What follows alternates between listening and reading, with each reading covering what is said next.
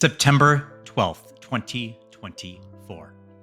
I'm sitting in my closing attorney's office in Charlotte, North Carolina, about to sign documents that would either prove I could do what I've been watching other people do for 5 years, or prove that producing television and actually doing the work are two very different things.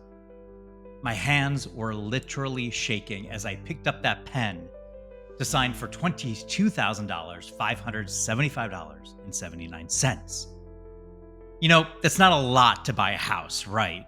And it may not sound like a lot to you, but when you haven't received a paycheck in months and you're about to bet on a house in Lenoir, North Carolina that you found on a Facebook group, well, let's just say my confidence was running about as low as my bank account. See, 3 months earlier, I'd walked away from my senior director position at A&E. Over 20 years in television, 4 Emmy nominations, over 100 shows produced, $2 billion worth of content. And now I was about to become the star of my own reality show, except this one didn't have my network backing it, didn't have a production budget or the luxury of yelling cut if things went wrong.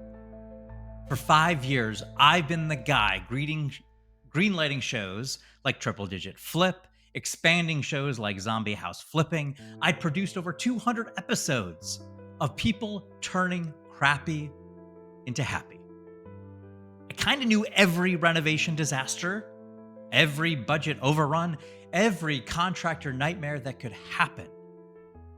But knowing and doing, those two very different things. So the house came from a local Charlotte investment Facebook group. If you're in the game, you know these groups. They're full of wholesalers posting deals, most of them bad, investors sharing war stories, most of them bad, and people like me lurking in the background wondering if we actually have what it takes. So this wholesaler, he posted 3301 Sheely Road in Lenoir, $70,000. Needed work. Lots of work. ARV? Around 250, 300,000. Did I say a lot of work? It was crappy. And I'd seen hundreds of these posts. I'd understand the market because of my mentors like Jamil Damji, James Daynard, and so many others. But this time, instead of just scrolling past, I reached out. Maybe it was desperation. Maybe it was finally ready to start. Maybe I was finally ready to stop being a spectator in my own life, to make the offer. And the crazy part, I'd been putting people on television who were doing exactly this, making money because they were helping communities and turning distressed properties into homes families could love. I'd watched them do it successfully hundreds of times. But could I do it? That was the question. So here's where the story gets interesting. I joined a mastermind called GoBundance. And if you've never been in a real mastermind or ever heard of the word mastermind, you are missing out. It's not networking. It's not some surface level business card exchange. It's being in the right room with the right people, giving value, sharing what you're looking for, and discovering that sometimes the exact person you need is sitting right there. And that's how I met my partner. We were both looking for each other and didn't even know it. He needed someone who understood systems, had capital opportunities, processes, how to manage complex projects, and I needed someone who actually knew how to swing a hammer and turn my television production skills into real world results. The beauty of masterminds, when you give first, when you're genuine about what you're trying to build, when you add value, the right partnerships, they emerge. So there I am, September 12th, in that closing attorney's office in Charlotte. The documents, they're spread out in front of me. Got a $70,000 purchase price, $22,575.79. Cash from me. I have a loan from Kiavi at $137,000 and $137,300 with an interest of 10.75%. Now, that interest rate might sound high for those that haven't invested in real estate, but in the hard money world and in this real estate investment world, especially for a first-time flipper like me, without a W-2 income, that's actually a pretty good rate.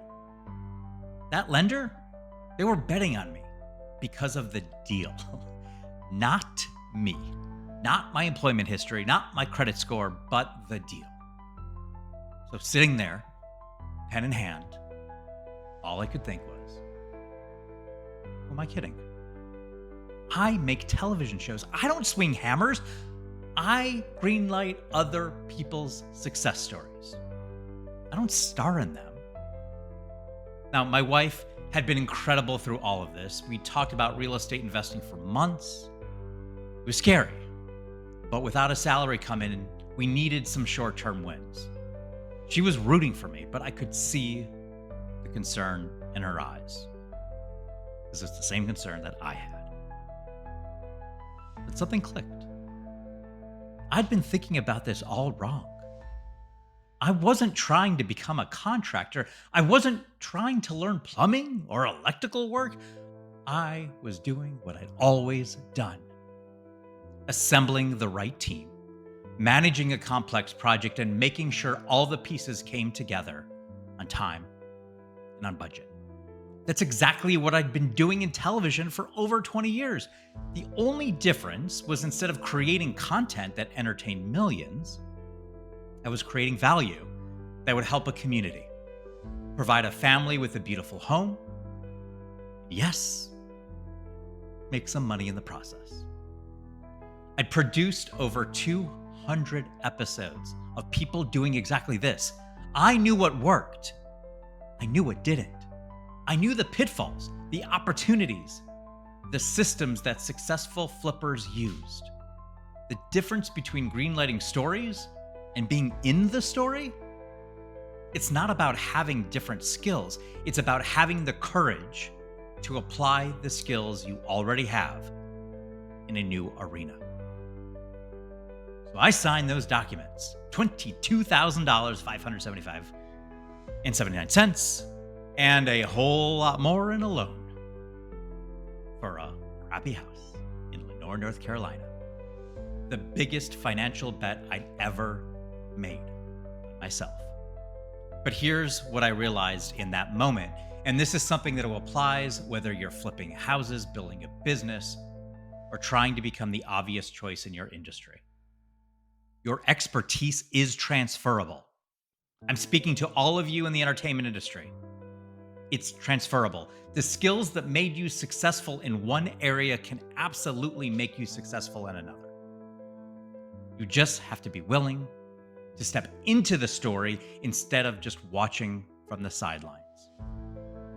The house in Lenore, we sold it 8 months later for $297,000. Not bad for a first-time flipper. It was just a television executive. But here's the thing, and this is where tomorrow's story gets really interesting. Making money on that flip, that was just the beginning. Because while I was learning to trust my transferable skills in real estate, I was also discovering something else. If I could go from television executive to successful real estate investor, what other transformations were possible? What other stories could I step into instead of just producing? That question led me to something called the $2 bill brand and the $2 bill brand test. The test is a simple way to figure out what makes you different, what makes you memorable, and how to turn that into the kind of authority that makes you the obvious choice. So here's what I learned. Whether you're signing documents for a house flip or building a business, the world is full of people doing the same thing the same way. You know it. But when you figure out what makes you the $2 bill in a wallet full of ones, that's when everything changes. Be unforgettable. Be the $2 bill.